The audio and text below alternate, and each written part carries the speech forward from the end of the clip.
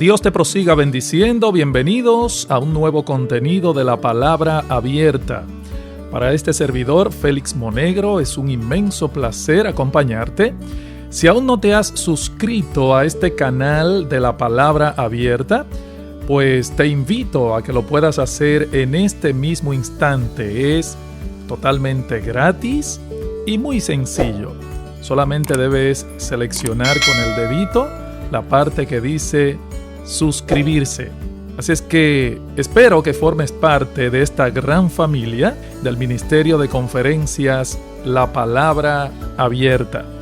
Bueno, en esta ocasión estaré respondiendo la inquietud de una de nuestras suscriptoras, seguidora de este canal, quien me había pedido que por favor hablara acerca del atavío de la mujer cristiana. Así es, el atavío de la mujer cristiana. Y para responder a su petición, yo he querido hacerlo a través de uno de los pasajes del Nuevo Testamento que más claramente habla del asunto. Y me refiero a 1 Timoteo capítulo 2, los versículos 8 al 10. Así es que te invito para que por favor leas con nosotros esta porción de la palabra de Dios. Repito, vamos a estar respondiendo a una de nuestras seguidoras acerca de este tema de la vestimenta de la mujer cristiana. 1 Timoteo capítulo 2, versículos 8 al 10, dice así la palabra del Señor. Dice Pablo: quiero pues que los hombres oren en todo lugar, levantando manos santas, sin ira ni contienda. Asimismo que las mujeres se atavíen de ropa decorosa, con pudor y modestia, no con peinado ostentoso, ni oro, ni perlas, ni vestidos costosos, sino con buenas obras, como corresponde a mujeres que profesan piedad. Noten que el apóstol Pablo, hablando en el contexto del culto público, dice en el verso 8, quiero que los hombres oren. Y este quiero es enfático, no se trata de algo opcional, sino de una orden. Esa es la palabra griega que se utiliza aquí como quiero. Repito, no expresa un mero deseo, sino una orden. Y asimismo, quiero, sigue diciendo Pablo, así como quiero que los hombres oren, en todo lugar levantando manos santas, sin ira ni contienda, asimismo quiero que las mujeres se atavíen de ropa decorosa. Fíjense, los hombres deben mostrar un carácter interno, dice Pablo, un carácter interno adecuado con su profesión de fe, levantando manos santas, sin ira ni contienda. La mujer, por su parte, debe mostrar en su arreglo externo esas características que también deben estar presentes en su interior. Y es interesante que la palabra atavío que Pablo utiliza aquí es cosmeo, de donde proviene nuestra palabra cosmético en español. Y significa literalmente orden, arreglo o sistema. De ahí que el sustantivo cosmos es traducido en el Nuevo Testamento como mundo, cuando se refiere a este sistema ordenado en el que vivimos. Lo contrario de cosmos es caos. Por lo tanto, lejos de reprimir a las mujeres ese deseo natural que Dios ha puesto en ellas de arreglarse, lo que Pablo recomienda es que lo hagan. Quiero que la mujer se adorne, que se arregle, que posea una apariencia ordenada a la hora de venir a la iglesia a adorar a Dios. La mujer debe arreglarse, pero debe hacerlo, ojo, y aquí es donde está la regulación de Pablo que vamos a desglosar en esta oportunidad. La mujer debe arreglarse, sí, Pablo no reprime ese deseo natural, esa tendencia natural puesta por Dios para que la mujer se adorne y se arregle. Ahora, debe hacerlo con una ropa decorosa. Y aquí está la regulación. La palabra que Reina Valera traduce como decorosa es el adjetivo cosmeo. Y cuando este adjetivo describe el carácter de una persona, significa decoroso, ordenado, como sucede en 1 Timoteo 3:2, cuando habla de las cualificaciones del obispo o del pastor. Es necesario que sea decoroso, marido de una sola mujer, etc., pero dice decoroso, o sea, ordenado. Ahora, dado que en este caso se trata de un vestido en el que nos ocupa hoy, podemos traducirlo también adornado. Decoroso es adornado. Y Pablo insiste en esto, mis queridas hermanas que me están escuchando. Él no desea de ningún modo que la mujer luzca como un caos a la hora de venir al culto de adoración. No. Eso no estaría en consonancia con la naturaleza que Dios ha dado a la mujer, pero tampoco con el Dios que ellas dicen adorar. Recuerden, hermanos, hermanas, que Dios es un Dios de orden y debe ser adorado en el contexto del orden. El arreglo personal de las mujeres entonces debe reflejar la gloria del Dios que ellas dicen adorar. Ahora bien, Pablo no se limita a dar recomendaciones tocante al adorno de la mujer. El caso exigiría ir un poco más lejos todavía, porque luego de las recomendaciones vienen las regulaciones, y eso es importante. Parece que Pablo conocía muy bien la naturaleza femenina. Así que quiero que veamos ahora las regulaciones tocante al adorno de la mujer. Mucha atención a este punto. Vamos a hablar de las regulaciones tocante al adorno de la mujer en este tramo de mi exposición. Fíjense, cuando leemos este pasaje a la luz del contexto, nosotros no podemos dejar de ver que en la iglesia de Éfeso había problemas con las mujeres. Aparentemente estos problemas no se circunscribían al arreglo personal de estas a la hora de venir al culto público, sino que entiendo que se extendía al lugar donde se supone debe ocupar la mujer dentro del liderazgo y la vida general de la congregación. Como vemos, por ejemplo, en 1 Timoteo 2:11 al 14.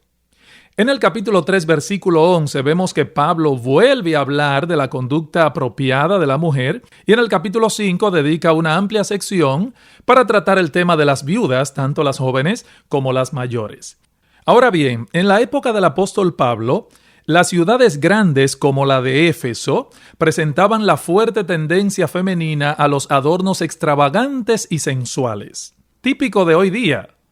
Así que era necesario que Pablo pusiera en alerta a las hermanas respecto a este asunto, ya que seguramente ese espíritu del mundo estaba penetrando dentro de la vida de la iglesia. Es indudable que las mujeres deben arreglarse, vestirse con buen gusto a la hora de venir al culto de adoración, pero al hacerlo deben tomar en cuenta las siguientes regulaciones. En primer lugar, deben hacerlo con una actitud interna apropiada. Eso es lo primero. Deben hacerlo con una actitud interna apropiada. Pablo dice a las mujeres que a la hora de vestirse para venir al culto de adoración, deben hacerlo, dice el texto, con pudor, del griego idos, palabra que significa literalmente sentido de vergüenza. Eso es lo que significa pudor aquí. Sentido de vergüenza. Pero ¿deben acaso las mujeres sentir vergüenza entonces de ser mujeres? ¿O en el caso de una mujer atractiva, sentir vergüenza de su hermosura? Por supuesto que no. Lo que esta palabra enfatiza es el hecho de que la mujer debe adornarse con el sentimiento de que le avergonzaría llamar la atención de aquellos que van al culto a adorar a Dios. Ese es el punto. La mujer cristiana debe tener cuidado al vestirse. Ella no va al culto a llamar la atención sobre sí misma, no. Si asiste a la iglesia muy desaliñada, caóticamente vestida, obviamente llamará la atención, claro que sí. Pero también ocurrirá lo mismo si asiste con un vestido muy llamativo, o costoso, o sensual. Yo creo que sería útil que las hermanas de la iglesia pusieran este texto encima de su tocador, de modo que al arreglarse para ir a la iglesia, ellas recuerden a qué vamos nosotros a ese lugar. No vamos a exhibirnos ni a llamar la atención sobre nosotros mismos. Vamos a adorar a Dios y por lo tanto a una mujer cristiana, casada o soltera, no le es lícito vestirse con la finalidad de llamar la atención sobre su persona. Tampoco le es lícito la competencia con otras mujeres en el vestir. Yo tengo la convicción de que muchas mujeres se preocupan más por la opinión de otras mujeres que por la de su novio o su esposo. Antes bien deberían sentir una enorme vergüenza si por causa de su apariencia algunos en la iglesia son desviados de la adoración a Dios. Como bien señala Juan Calvino, y lo cito, la mujer de Dios pasa desapercibida. En su vida se destaca tanto la persona de Cristo que ella misma desaparece. Termina la cita. Ahora, no solo debe vestirse con ese sentido de vergüenza, volviendo al texto, sino también con modestia, dice Pablo. Quiero pues que las mujeres se atavíen con pudor, o sea, sentido de vergüenza, y modestia, del griego sofrosune. Este término posee varias connotaciones. Podríamos traducirlo como sentido común, pureza mental, más exactamente autocontrol. La idea que tenemos aquí, hermanos, es la de una mujer que a la hora de arreglarse tiene un perfecto control sobre sus pasiones pecaminosas, que la mueven a querer llamar la atención o a ser sensual. Y nos está indicando esta palabra que la mujer cristiana debe tener buen juicio para saber qué se debe y qué no se debe poner. Hermanas, escúchenme con atención. Ese autocontrol no comienza el domingo en la mañana cuando nos estamos preparando para ir al culto, sino que debe ser ejercido cuando vamos a las tiendas. Es ese gobierno de nosotros mismos que no permite que nuestra carne decida cuál es el vestido o el adorno que vamos a comprar, ni tampoco la cantidad. La cantidad de adornos, de vestidos o de zapatos que compramos no debe estar determinada por nuestro poder adquisitivo, no. Hay ocasiones en que una hermana tendrá que golpear su carne, mortificar su carne y no comprar algo que desee, aún teniendo la capacidad económica de hacerlo. Muchas iglesias se pasan la vida regulando acerca de la ropa que los miembros pueden o no usar. Eso es verdad. Pero el apóstol Pablo nos recomienda un camino más seguro. ¿Sabe cuál es? Cuida el corazón, tu actitud interna. Ten cuidado con eso. Si limpias lo de dentro del vaso, lo de fuera también será limpio. Pablo no comienza diciendo aquí, prohíbo a las mujeres usar esto o usar aquello. No, eso era exactamente lo que hacían los fariseos. Pablo va más lejos todavía. Te lleva a cuestionar tu interior. ¿Cuál es realmente tu motivación al arreglarte para ir al culto? En nuestra época prácticamente se le rinde culto a la belleza, hermanos. Por eso vemos la proliferación de los concursos de bellezas, los gimnasios. Y aclaro, no estoy opuesto a los gimnasios, no. Pero es indudable que la proliferación de estos son una muestra de la preocupación actual por una buena figura.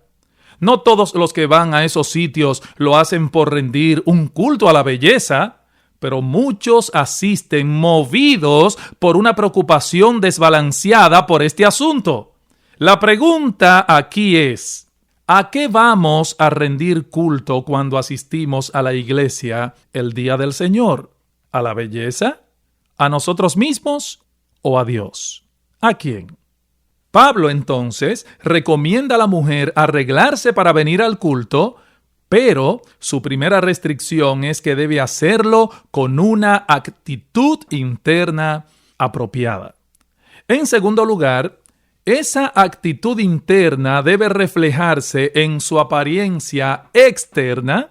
Repito, mi segundo punto, esa actitud interna debe reflejarse en su apariencia externa. Siempre encontraremos en el cristianismo personas que aparentemente solo trabajan con su corazón. Y no podemos llamarles la atención, ya que siempre nos dirán que sus corazones están en regla. Nosotros ciertamente no podemos juzgar el corazón de los demás. El Señor no nos ha dado la capacidad de mirar en el interior de los otros. Sin embargo, Pablo no se conforma con hablarnos de la actitud interna que deben tener las hermanas a la hora de arreglarse para ir al culto. Él nuevamente da un paso más adelante y nos dice que esa actitud interna debe reflejarse en su apariencia externa, no con peinado ostentoso, ni oro, ni perlas, ni vestidos costosos. Este texto ha sido motivo de mucha controversia, lo reconozco, dentro del pueblo evangélico, porque de acuerdo con algunos, aquí tenemos una prohibición tajante del apóstol a la mujer cristiana a usar adornos de oro y perlas, peinados ostentosos y vestidos costosos. Bueno, esta interpretación tiene varios inconvenientes. Por un lado, la frase peinado ostentoso es la traducción de una sola palabra griega que significa literalmente trencillas. Es decir, que si la prohibición es tomada en un sentido absoluto, entonces deberíamos interpretar que está prohibido para una mujer cristiana hacerse trenzas. Por otra parte, nos preguntamos ¿hasta dónde alcanza la prohibición de usar oro? Si tomamos el texto tajantemente aquí también, no hay lugar para excepciones.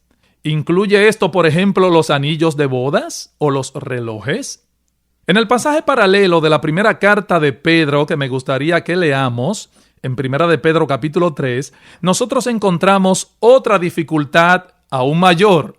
Allí se repite una vez más la prohibición del uso del oro y de las trenzas, pero se incluye el uso de vestidos, porque el texto griego no tiene el adjetivo lujosos, simplemente dice: vuestro atavío, allí en Primera de Pedro 3, vuestro atavío no sea el externo de peinados ostentosos, de adornos de oro o de vestidos.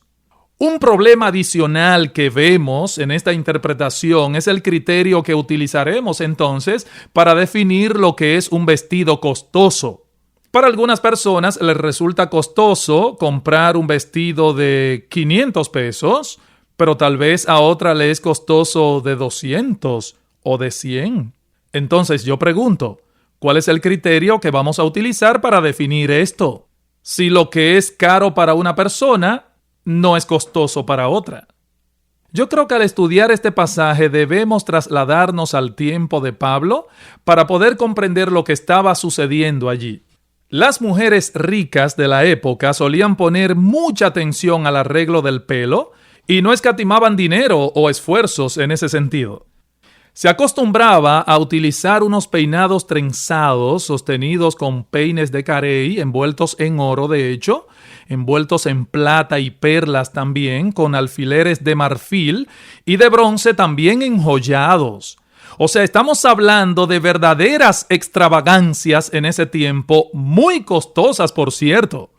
Inclusive se dice que Lolia Paulina, la esposa de Calígula, llegó a utilizar en cierta ocasión más de $1,000,000 en joyas solamente.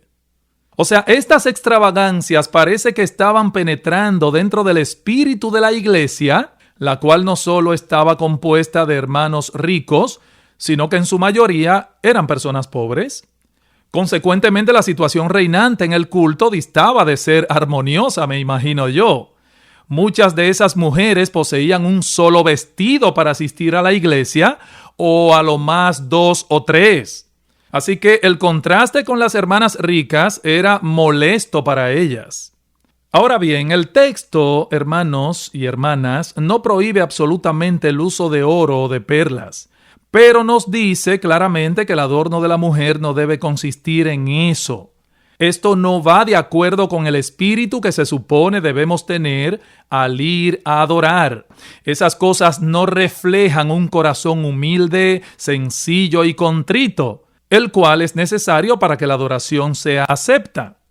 Una cosa es el uso lícito de todo lo que Dios ha creado, incluyendo los metales preciosos. Pero otra muy distinta es que eso constituya el adorno de la mujer cristiana, lo que nos llame de ella la atención. Como pasó con las hijas de Sión en Isaías capítulo 3, versículos 16 al 24, donde Dios incluso en lugar de velo le raspó el cabello y en lugar de cinturón le dio cuerda podrida, etcétera, etcétera. O sea, es muy diferente que eso constituya el adorno de la mujer cristiana y lo que nos llame de ella más la atención. Así que el adorno es algo que las mujeres usan para verse más hermosas. Pablo nos dirá entonces, finalmente, cuál es el adorno por excelencia que la mujer cristiana debe llevar. Y esto nos lleva de la mano a nuestro último punto. Debe hacerlo tomando en cuenta que el verdadero adorno de la mujer cristiana es la piedad. Repito, en tercer lugar, debe hacerlo tomando en cuenta que el verdadero adorno de la mujer cristiana es la piedad. Pablo concluye esta sección diciendo a las mujeres que al arreglarse deben hacerlo como corresponde a mujeres que profesan piedad, por medio de buenas obras, y que conste, hermanos, estoy tomando en cuenta el orden que aparece en el original. La palabra profesar significa transmitir un mensaje en voz alta, claramente, mientras que la palabra piedad es un término compuesto que significa temerosa de Dios. ¿Cuál se supone entonces que debe ser el adorno de una mujer que afirma ser temerosa de Dios? Si es temerosa de Dios, vive preocupada por la forma en que Dios la ve, no como los hombres la ven. Y la Escritura es muy clara en cuanto a que Dios no mira lo que mira el hombre, pues el hombre mira lo que está delante de sus ojos, pero Jehová mira el corazón. Primera de Samuel 16:7. Esa es la misma idea de Primera de Pedro capítulo 3, versículos 1 al 4. Leamos. Primera de Pedro 3, 1 al 4. Allí dice: asimismo vosotras mujeres, estad sujetas a vuestros maridos, para que también los que no creen a la palabra sean ganados sin palabra por la conducta de sus esposas, considerando vuestra conducta casta y respetuosa. Vuestro atavío no sea el externo de peinados ostentosos, de adornos de oro o de vestidos lujosos, sino el interno, el del corazón, en el incorruptible ornato de un espíritu afable y apacible, que es de grande estima a los ojos de Dios o delante de Dios. Debemos notar que este pasaje en particular no se circunscribe a la conducta de la mujer en el culto, como lo hace Pablo en 1 Timoteo capítulo 2, sino a su conducta en todo momento. ¿Sabes lo que implican estos textos? Que si una mujer cristiana va a llamar la atención, debe ser por su piedad. Ese ha de ser su adorno, aquello que la hace atractiva. Engañosa es la gracia y vana la hermosura. La mujer que teme a Jehová, esa será alabada, dice Proverbios 31:30. El adorno del que nos habla Pedro aquí es el de un espíritu afable, apacible, quieto, sereno y sumiso. Por su parte, Pablo nos habla de las buenas obras que han de emanar de una mujer así. Esas buenas obras son descritas, de hecho, en 1 Timoteo 5:10, en Tito 2:3 al 5, donde dice que las hermanas ancianas deben enseñarle a las más jóvenes a ser buenas, sumisas, sujetas a sus maridos, cuidadosas de su casa, para que en todo adornen la doctrina del Evangelio. Mi hermana, si llamas la atención de un hombre por tu físico y no por tu piedad, ese hombre no vale la pena y por ende no te conviene, mi hermana. Y a los hermanos que me están escuchando, los jóvenes, los solteros, debo advertirles que tengan mucho cuidado a la hora de elegir. Debemos ver como Dios ve, tener la convicción de escoger a la manera de Dios. ¿Qué hemos visto entonces? Que en este pasaje Pablo nos habla de la conducta apropiada de la mujer en el culto de adoración. Todos los detalles del culto deben ser agradables a Dios, incluyendo la forma en cómo vamos a ir vestidos o adornados. Que a la hora de arreglarse para venir al culto, las hermanas deben cuestionar sus motivaciones a la luz de este pasaje. Y yo quisiera concluir, mi querida hermana, haciéndote algunas preguntas. ¿Cuál es el aspecto en el que más tú te detienes cuando tú te preparas para ir a tu iglesia a adorar? ¿Acaso te preocupa más tu exterior que tu interior? Mi hermana, ¿con qué criterio tú te adornas para ir a la iglesia? ¿Para llamar la atención? ¿Para competir? ¿O para la gloria de Dios? Espero haber respondido a la inquietud de nuestra seguidora que me propuso hablar de este tema tan espinoso en muchos aspectos. No olvides compartir este contenido con otros, darle me gusta y dejarme por favor tus preguntas y comentarios en la cajita de notificaciones. Hasta un próximo contenido de La Palabra Abierta. Para Félix Monegro ha sido más que un placer haberte acompañado.